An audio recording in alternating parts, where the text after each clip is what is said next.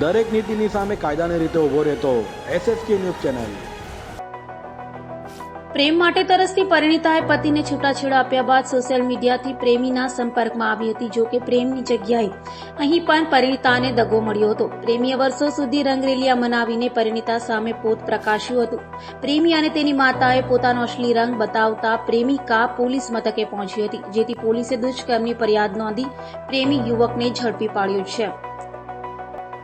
સુરતની ઉધના પોલીસ પાસેથી મળતી માહિતી મુજબ હિંદુસ્તાનમાં રહેતી તેલંગાણાની મહિલાના 2013માં લગ્ન થયા હતા। ત્યારબાદ પતિ પાસેથી પ્રેમ ઓછો મળતો હોય તેમ 2017માં ઇન્સ્ટાગ્રામના માધ્યમથી પ્રશાંત શંકર એડલાના પ્રેમમાં પડી હતી।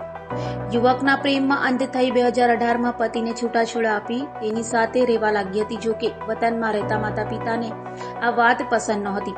મહિલાને પૂર્વ પતિ સાથે સમાધાન કરી રહેવા જણાવતા આ યુવતી પતિને ઘરે પરત ફરી હતી। પતિ પાસે પરત ફર્યા બાદ પણ યુવતી અને પ્રશાંતના સંબંધો પૂર્વવત રહેતા ઝઘડાઓ શરૂ થયા હતા।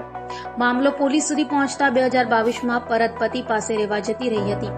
નાની બહેનની આ હરકતથી તેલંગાણામાં રહેતા 31 વર્ષીય મોટા ભાઈને બદનામીની લાગણી થતા તેણે આપઘાત કરી લીધો હતો। ભાઈના આપઘાત છતાં પરિવાર અને સમાજની પરવા કર્યા વિના આ યુવતીએ પતિને 2023માં બીજી વખત છૂટાછેડા આપી દીધા હતા। લગ્ન વિના 7 વર્ષ સુધી પ્રશાંત એડલાએ આ યુવતીનું યૌન શોષણ કર્યું હતું। યુવતીએ લગ્ન કરવાનું કહેતા હૈદરાબાદમાં રહેતી આ યુવકની માતાએ 10 લાખ રોકડા અને 5 તોલા દાગીનાની માંગણી કરી હતી, જેથી મહિલા પોલીસ મથકે પહોંચી હતી, જેથી પોલીસે આરોપી યુવકની ધરપકડ કરી વધુ તપાસ હાથ ધરી છે। દરેક નીતિની સામે કાયદાની રીતે ઊભો રહેતો SSK ન્યૂઝ ચેનલ।